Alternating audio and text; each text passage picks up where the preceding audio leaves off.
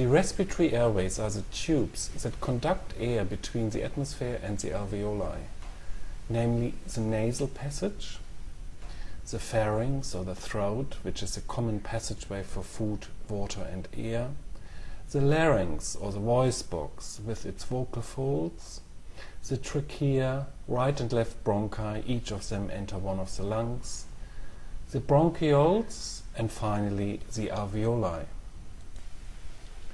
The trachea and main bronchi are fairly rigid, non-muscular tubes encircled by a series of rings made of cartilage. These rigid rings prevent these tubes from collapsing or compressing. After the second generation of branching to the smaller bronchioles, cartilage plates appear. After the fifth generation of branching to the smaller bronchioles, there is no cartilage at all to hold them open.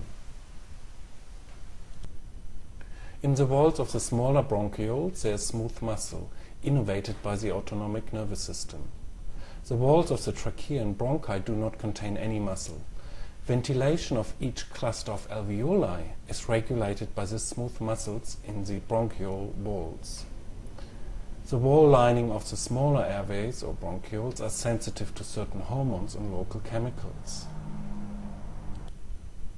The respiratory airways have millions of tiny cilia or hair-like projections, constantly beating in an outward direction.